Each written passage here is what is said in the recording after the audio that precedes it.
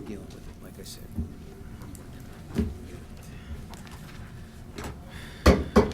Call this meeting to order. Clerk of the board, may I have a roll call? Freeholder Carter. Here. Freeholder Estrada. Present? Freeholder Granados. Present. Freeholder Hudak. Freeholder Kowalski. Here. Freeholder Mirabella. Present. Freeholder Wright. Here. Vice Chairman Bergen. Here. Chairman Jallo. Here. Freeholder, you have 8 freeholders present. Thank you. Clerk of the board, would you please lead us in a prayer and salute to the flag?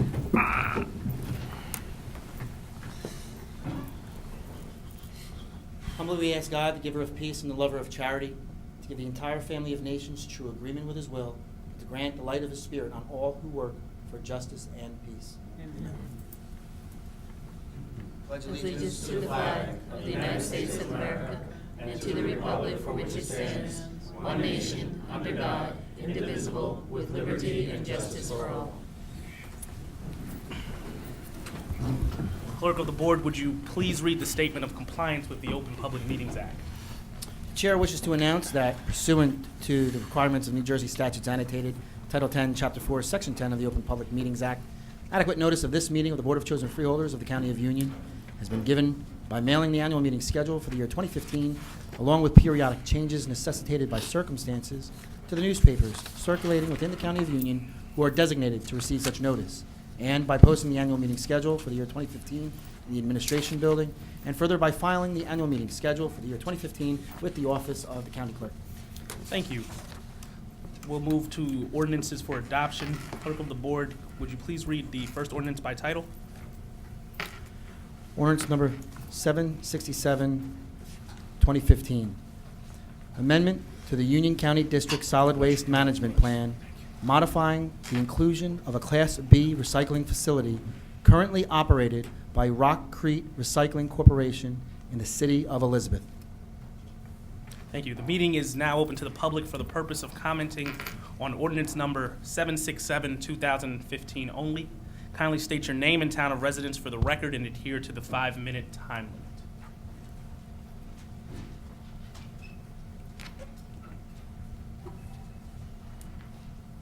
Good evening, Chair Jalla, Bruce Patterson, Garwood, New Jersey. And by the way, I missed the last meeting, but just congratulations for those that won the election. Thank It's a little late. Thank you. 767-2015, the inclusion of Rockcrete into the solid waste management plan. Just some fact-finding for the public that's looking in. What is this service exactly for? Why is it being added? Who are the principals, and where is the location of their processing plant? Thank you very much. Thank you.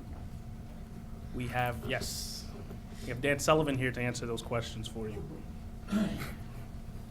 Thank you, Mr. Chairman, members of the board. Rockcrete is a facility, a Class B recycling facility in the city of Elizabeth, currently located on Fairmont Avenue. What you're doing here, the facility itself is moving to Trumbull Street in Elizabeth. And of course, the Class B facility is one that recycles construction waste, concrete, asphalt, that type of materials. The process, so that the public knows, is that the application first goes to the town in which the business resides. That's the city of Elizabeth. Went before the zoning board there. The questions or concerns that they had were addressed. Once it is approved by that municipality, it then comes to the Union County Utilities Authority. Their application is reviewed by our engineers, CME. There were no negative findings on that, and back in September, the Union County Utilities Authority voted to approve the application for a change in the solid waste amendment plan. And then it comes to the freeholders for a public hearing and your final approval. Thank you. Are there any other public comments with regard to this ordinance? I did ask about principals. Principles of what, the company? I don't know if we even. I have that. Okay. And I believe the gentleman is right here. That's Mr., I'm sorry, Tomei.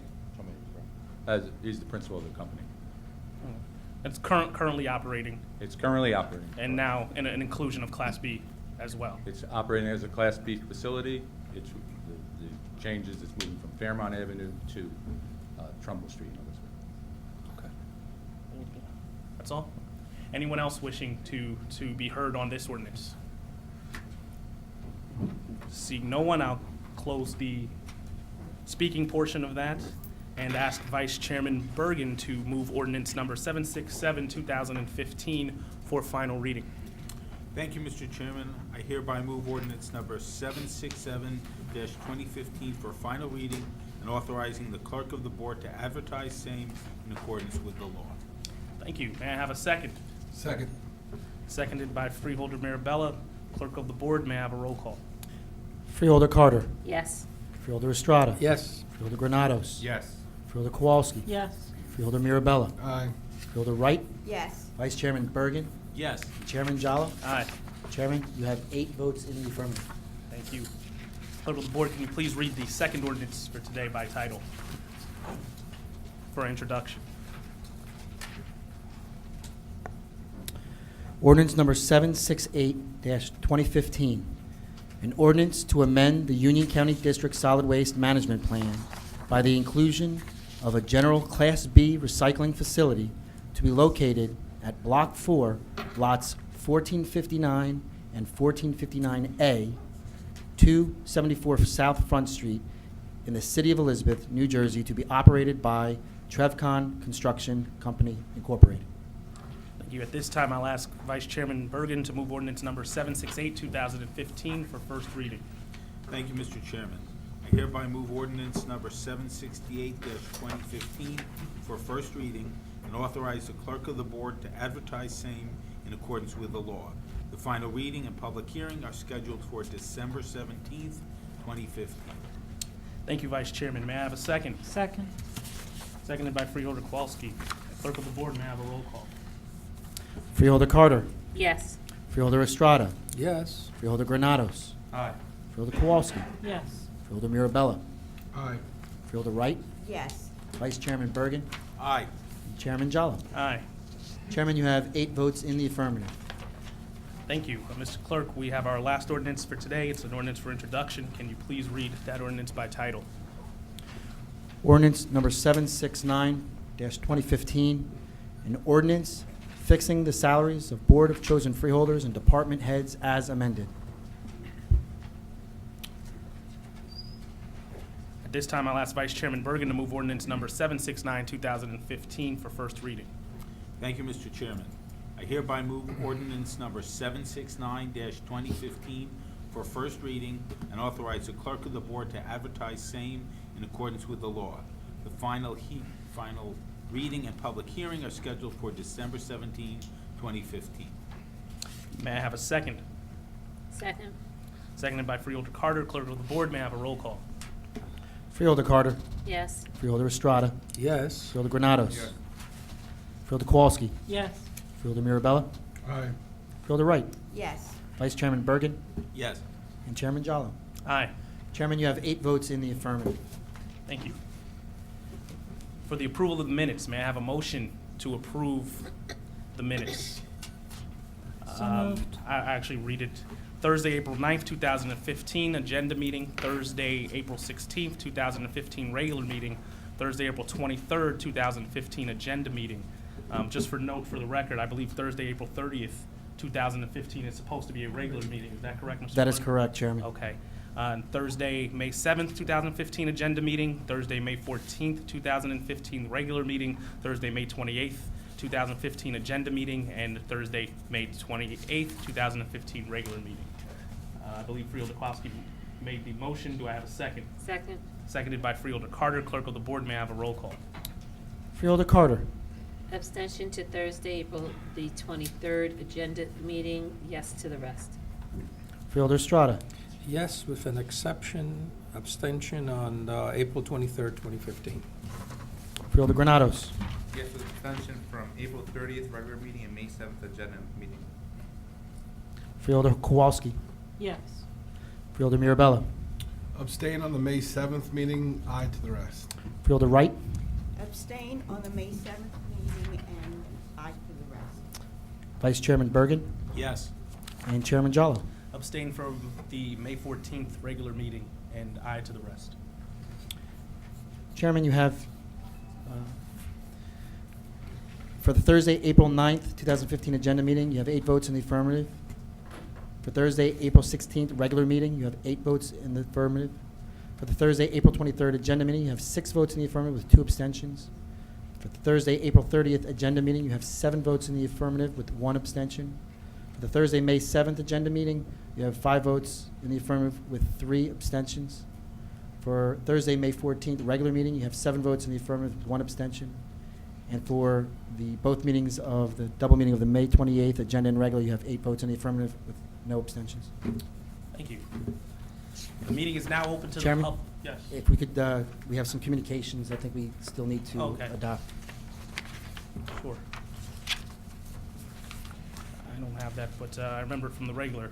Can I have a motion to approve the communications? So moved, Mr. Chairman. Second? Moved by Freeholder Mirabella, seconded by Freeholder Estrada. Clerk of the Board, may I have a roll call? Freeholder Carter? Yes. Freeholder Estrada? Yes. Freeholder Granados? Aye. Freeholder Kowalski? Yes. Freeholder Mirabella? Aye. Freeholder Wright? Yes. Vice Chairman Bergen? Aye. And Chairman Jallo. Aye. Chairman, you have 8 votes in the affirmative. Thank you. The meeting is now open to the public for the purpose of commenting on any resolutions being offered for adoption only. Kindly state your name and town of residence for the record and the resolution to which you are referring to, and please adhere to the 5-minute time limit.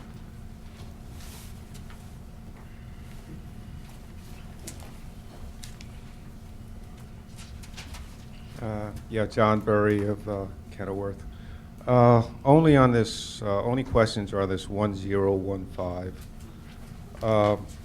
Sakeem Fowler getting $475,000 to be paid by insurance. The questions basically are, to the extent you can, can you describe what this case is? I mean, I don't know anything about it. Second part is just looking through the resolutions during this year. We seem to locate 4 law firms that were paid, or there were resolutions for them regarding this case. Florio and Kenny was up to $60,000, Palumbo and Renaud to $80,000, Dakotas up to $40,000, and Weber Dowd $50,000. Are those, I mean, we could have made errors, I mean, looking at this. Is that roughly what's been paid so far? And who were these 4 law firms separately representing? So that's the second question. Next part is, third question, does this $475,000 cover the county's portion, or is it for all 4 defendants, or more? I mean, we just found 4 law firms. We might have missed some more. Would that cover, everybody? And this $230,000 was through August, September, or whatever. So there's probably more. What's the estimate on the final cost for this whole case? Because it looks like it's getting close to the actual payment that was going to be made. And that's it, just those questions. Thank you very much. County Council, I believe there were 3 questions with regard to the same number. I believe the second one, I don't know if that particularly pertains to the resolution, but you can go ahead and answer as you see fit. Thank you, Mr. Chairman. The case basically involves a allegation of sexual contact by a female juvenile detention officer with a male juvenile who was housed in the juvenile detention facility. As the 4 firms mentioned, there were actually 11 law firms involved in this litigation, defending the county as a result of multiple defendants. I do not have the totals for the total amount of costs incurred by the county as to defense costs, but under the terms and conditions of our insurance policy, once they exceeded $250,000, which they did, once they exceeded $250,000 in defense costs, the insurance companies picked that up. $475,000 is an all-inclusive settlement resolving Thank you. You're welcome. Anyone else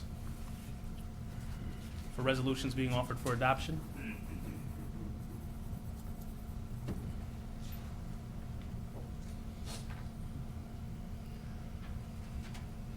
Good evening, Chair Jolly, Bruce Patterson, Garwood, New Jersey.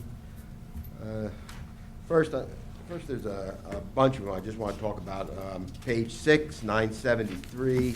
I'm just going to gloss over it.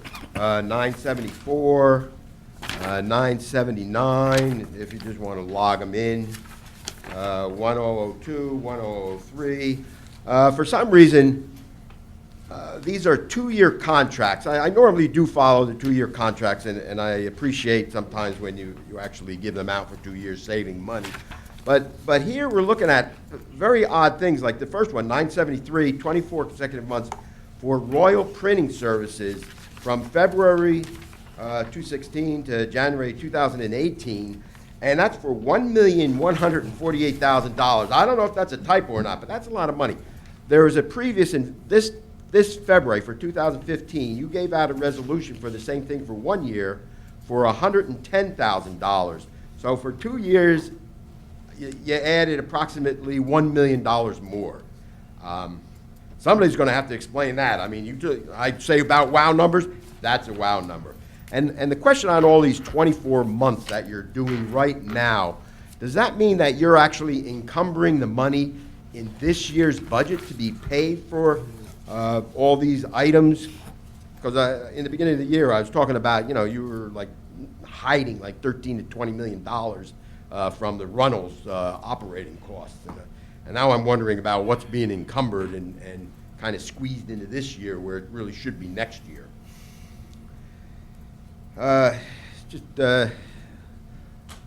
Let's start back in the beginning, because that was an overall one. 937, the first one on page 2. $4,000,003, Galloping Hill and Ashbrook, of course, operating expenses. 4.9 million, Mr. Sanchez mentioned, which sounds good because it sounds like we're making 600,000 on that. But I'm just wondering, how much is the Kemper cost in this $4.3 million? Page 3, 942, canceling capital balances to capital surplus. Could somebody just tell me what that dollar amount is? It sounds like it's a transfer into capital surplus, which sounds good.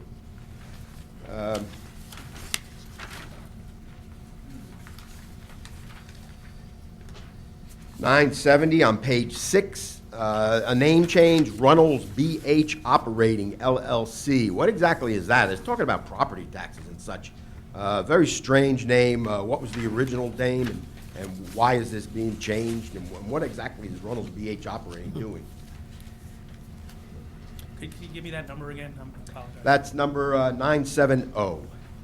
977, that's the 5-year plan in the clerk's office, and she mentioned archiving, and this is something that I was talking to my counsel that possibly all towns should really be reaching out for. Archiving of records. All the towns have a lot of records. Garwood goes back many, many years, and I'm sure all the other towns. There should be some kind of grant maybe coming from the county to preserve and archive a lot of their records, because they're basically sitting in vaults and in basements and such, and can be destroyed with a flood, much like Cranford. So if that's something, just think about that. A grant, not that I want to spend money, but that's what it is. The 990 on page 8, that was that 60,000 to 120,000 for additional demo going over to the Plainfield Housing Authority.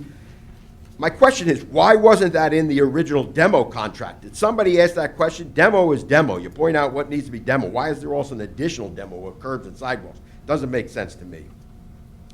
Number 993 and 994, that's the Gordon Street Bridge.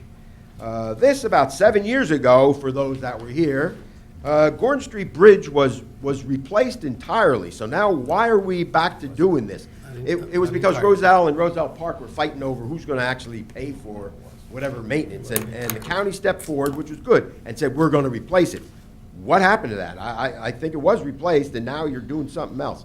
And just 994 for professional engineering services, the Hardesty in Hanover. $880,000. The total project's $4.3 million. That comes out to 20% in engineering costs. That's a big number.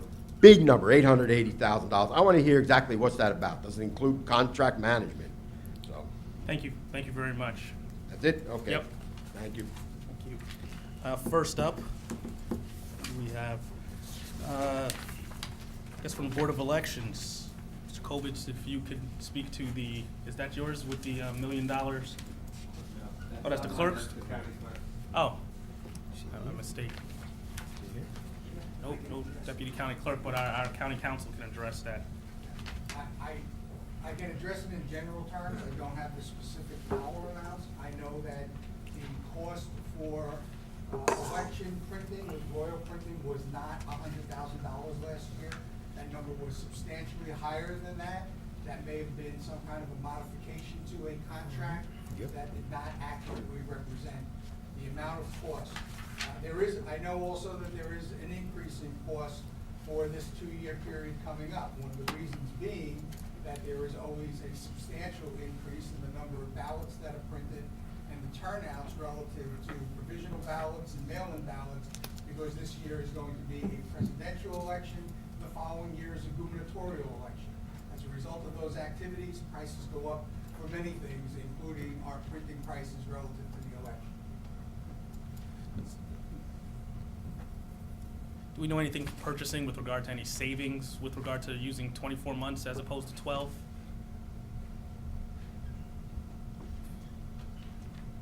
Through you, Mr. Chair. On the general ones, the 10 that he talked about, or just specifically on the Royal Printing? The specific one, yeah. As we've discussed before, usually we try to lock in the prices for 24 months because usually prices don't go down, they go up.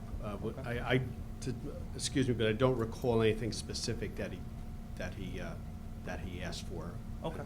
Other than why 24. I think that was it, right? Why 24?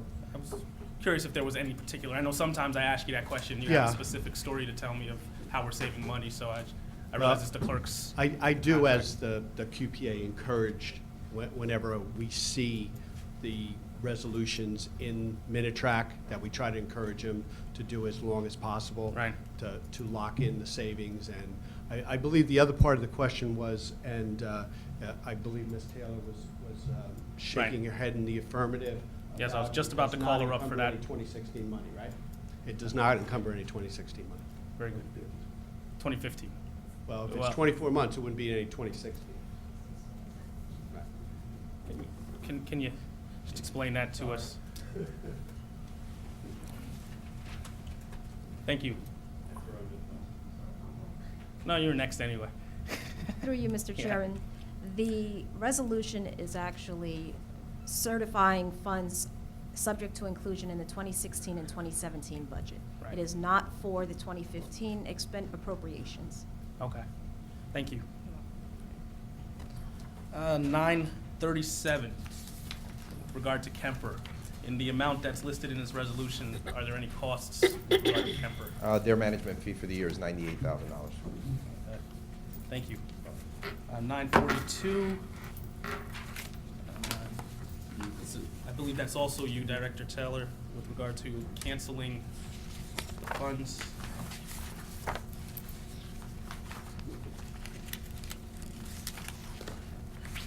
Through you, Mr. Chairman, the amount canceled to capital surplus is $494,854.65. Thank you. Director Guzzo? I believe there was a question as to the name change in 970. Mr. Chairman, members of the board, as you recall, this was Center Management at the time when we were negotiating sale. After sale, they've changed their name, which you see on here. In addition to that, I think there was a mention of a dollar amount. It's actually two amounts. As you recall, when we owned the hospital, of course, we do not pay taxes. We estimated what our taxes would be. We now have a tax bill. We're paying that portion that we're obligated to pay under the existing lease agreement because we lease approximately 13.48% of the entire facility. That's how we calculate the taxes. which came to about $113,470. The remaining amount, which is $187,000, is a result of County Council suggesting that, as you know, we closed on December 15th of last year. So what that additional money seeks to do is to extend that lease from that period of time through the end of the year, so now it becomes annualized. So every year it'll be a calendar lease as opposed to where it is today. Thank you. Deputy County Manager, it's the 990. I'm still trying to wrap my head around this one as well. What's the cause for the extra request, for Through you, demolition? What new? What could have happened, Chairman, is that the Plainfield Housing Authority could have come in and asked for the 120 initially, and then the committee only approved 60.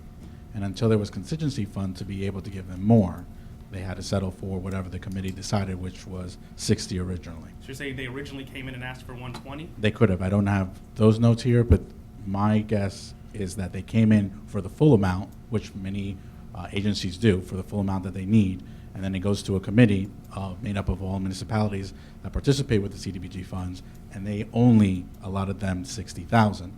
And so Plainfield Housing Authority had to wait until the possibility of there being contingency money, which is leftover money from other projects that didn't materialize or ended in a savings, and then came back and asked for some more. And so that same committee reconvened? Right, and that's determined that, correct. that based on their new request or an old pending request that was renewed to grant the additional 60,000? Correct. All right. Okay, thank you. And Director Graziano, I believe there was a question as to Gordon Street Bridge.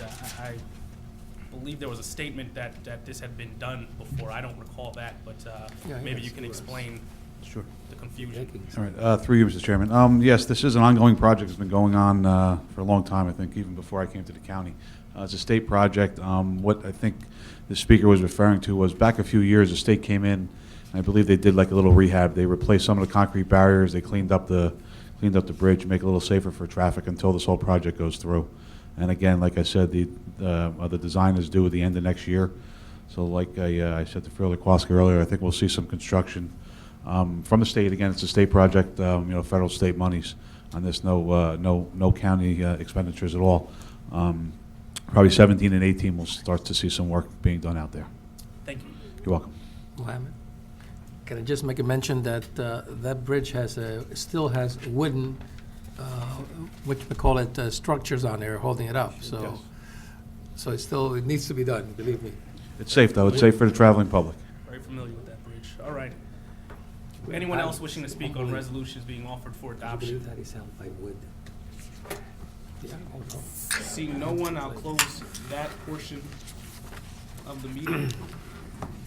May I have a motion to adopt resolutions 2015-937 through 2015-1022? So moved. Second. Moved by Freeholder Kowalski, seconded by Freeholder Carter. Clerk of the board, may I have a roll call? Freeholder Carter? Yes. Freeholder Strada? Yes. Freeholder Granados? Aye. Freeholder Kowalski? Yes. Freeholder Mirabella? Aye. Freeholder Wright? Yes. Vice Chairman Bergen? Abstain as to 2015-961, yes as to all remaining. And Chairman Jallo? Aye. Chairman, you have 8 votes in the affirmative, with the exception of resolution number 2015-961. You have 7 votes in the affirmative with 1 abstention. Thank you.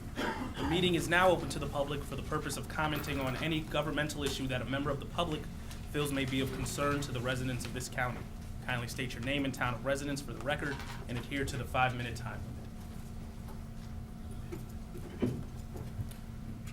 Seeing no one, I'll formally close that portion of the meeting. Wow. Rest of the year? Freeholder comments. We'll start with Freeholder. We do have one. Come on. Absolutely. No, it was too good to be true. I didn't expect it to go that quickly. Hey, same here. Susan Salamak, Rahway, New Jersey. I'm here to ask some specific questions relating to the stadium that is proposed for Rahway River Park. I had attended the July public meeting, and at the time I did have some of these questions, and since then have formulated others based on some responses from Rahway Council. One of the questions that really doesn't go away is the parking plan. Rahway Council has indicated that they would take care of parking for any of the events related to the high school's use of the stadium in Rahway River Park, which leaves much else to be considered. I have a picture of the parking that happened one weekend in September when there was a set of baseball games for charity. There were over 30 cars that were parked on the grass by the concession stand, and other cars were double parked. The place was filled. So I do believe that we need a parking plan for any of the other events that would occur if this stadium were to be built. I also, at this point, hope I can find out about any plans for ADA accessibility for that stadium. And also the fire department accessibility, since I do know that they don't allow their $500,000 trucks to go onto unpaved areas. EMS vehicles, police vehicles, and the 5 buses and 2 equipment trucks per team that typically show up at these high school football games. I was also interested in finding out how the park access would be managed when javelin and discus games were also, or events were also held. Will the park be closed? How will the park goers be protected when the javelin and discus has to be thrown across the lawn into the baseball diamonds?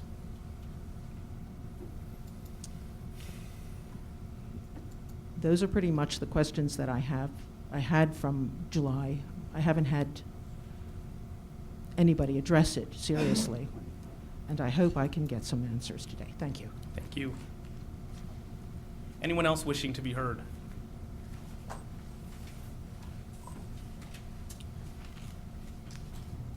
Yeah, John Berry at Kenilworth. And just, I wasn't going to speak, but on that Rahway River Park, I do have a couple points to make. I thought, I was at the Clark Council meeting when the Stop the Stadium people were there, and the mayor of Clark pretty much said, it's a done deal, we're going ahead with it. And I thought the stadium people really took the wrong course on this, in that the mayor, Bonacorso, was saying there are other stadiums next to neighborhoods, houses. In Kenilworth, we have, it barely ever gets a good kicker. The extra points go into people's yards. But the thing is, Brearley has parking. They have a school right next to there, and they don't play football games with their school, so they have the actual parking. Where the stadium people should have really looked at this is the park itself. It was built around 1925 by the Olmsted people.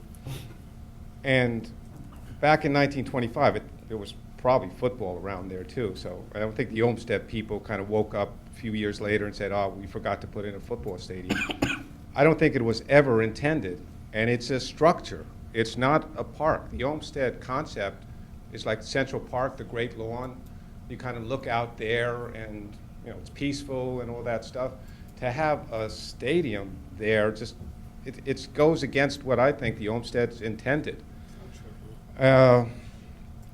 Now, since that time, since 1925, there have been more people, more buildings, more incinerators, all around the place. So, if anything, the situation now screams for more of this, great lawns and the kind of parks the Olmsted's built to be continued. Throwing a football stadium in there, just stupid. The other point to make on this is that the reason for this, and I keep harping on it, is because there's a lot of people who are going to be making money on this. I don't know if it's going to be mass construction or whoever gets the contract, but there's going to be a big sign on the stadium saying we built it, and there's going to be on the New Jersey election records about $7,800 going to either Freeholder campaigns or maybe even Rahway campaigns. Dakotas already gave the Rahway people $20,000 or so, $10,000 to the mayor in a one-party town. So they basically just bought their way into that for a really stupid reason. And you could have put some thought in there. They got so much money from Roselle, they're going to get it. They could probably, this is an extra $6 million. But, you know, it's nice for the stadium people that came out, but I don't think this is really the venue for it. Maybe if they picketed in Teaneck, they would have gotten better results. Thank you very much for your comments. Anyone else wishing to be heard? I lost that one. Seeing no one else, I'll close that portion of the meeting. Freeholder comments, Freeholder Granados. Thank you, Chairman. I'd like to update everyone on the Workforce Innovation Business Center, which we launched last fall in partnership with Union County College. The WIP Center is also known to help out many local businesses match with our residents, and it's far exceeded our expectations. Over the past year, we've connected more than 1,000 Union County residents with top quality employers, including AirServe at Newark Liberty Airport and Whole Foods in Clark. The latest high-profile companies to partner with the WIP Center are 2 retailers located within the Mills at Jersey Gardens Mall, Abercrombie & Finch, and Dr. Martens. If you're interested in interviewing for one of the 50 positions available, please contact Susan Flores of Union County College by email at sflores, F-L-O-R-E-S, at ucc.edu, or call 908-355-4444 to set up an interview. Thank you, Chairman. Thank you. Freeholder Wright. Thank you. Last week, I was honored to join Senators Cory Booker and Bob Menendez at the headquarters of the Elizabeth Fire Department in support of their efforts to reauthorize the James Zadroga 9/11 Health and Compensation Reauthorization Act.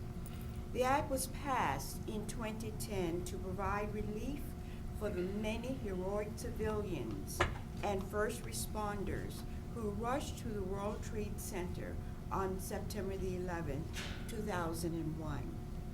Many of them suffered severe and in some cases fatal health effects related to contamination at the site. Reauthorizing the act should not be controversial, and yet it is still held up in the federal budget process. As Senator Booker said during the rally, it is a shame upon our nation that we're begging Congress people to do what is right. And so I again call upon Congress to provide for the comfort and security of these true American heroes and their families. Thank you. Freeholder Clausen. Thank you, Chairman. I'd like to let people know that you have a chance to register your views on the county's hazard mitigation plan. The hazard mitigation plans are required by federal law in order to assess and reduce the risk of flooding, high winds, and other hazards. It's the platform that we use to apply for federal assistance in the event of a disaster, so it plays a very important role in ensuring a timely and effective recovery effort. Our initial plan was approved in 2010, and we are now doing the required 5-year update. We have assembled plans for 20 of our 21 municipalities on the county website, and I encourage you to read through any or all of them. I had a look at the one for my town, which happens to be Cranford, which often is flooded. I think Cranford residents and any of the residents in the towns along the Rahway River would be well advised to have a look at this and weigh in on the mitigation plan. It's a way to let the federal government know that we are in touch with our constituents about what we're doing with federal money that we receive for disasters. So you may go online and check ucnj.org and search for the hazard mitigation plan there, or you can also email hazard mitigation plan, all 3 words with no spaces, at ucnj.org. Thank you, Chairman. Thank you. Freeholder Carter. Thank you, Chairman. I'd like to remind everyone of 2 holiday events that are coming up here in the county. We have the model train, trains that, you know, everybody loves those. You grew up with them when you were little. A lot of the young adults and kids are still into the model trains. Well, those fans, you have a big opportunity. It's the biggest model train layouts in the area, happens to be located right here in our Linden Park off of 22 in Union Township.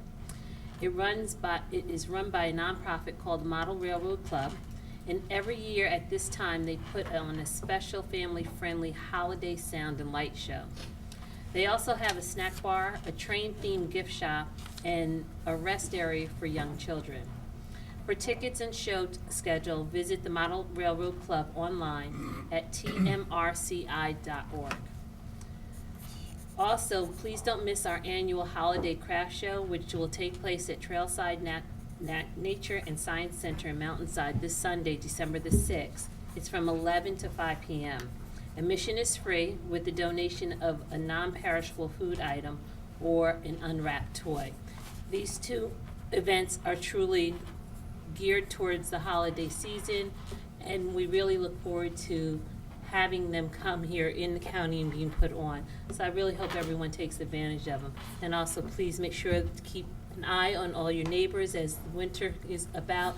Please check on neighbors, make sure that they're safe, and please make sure that you check your fire alarms, smoke detectors, and carbon monoxide detectors. Thank you so much. Thank you. Didn't think I'd get all of that in. Public huh? safety.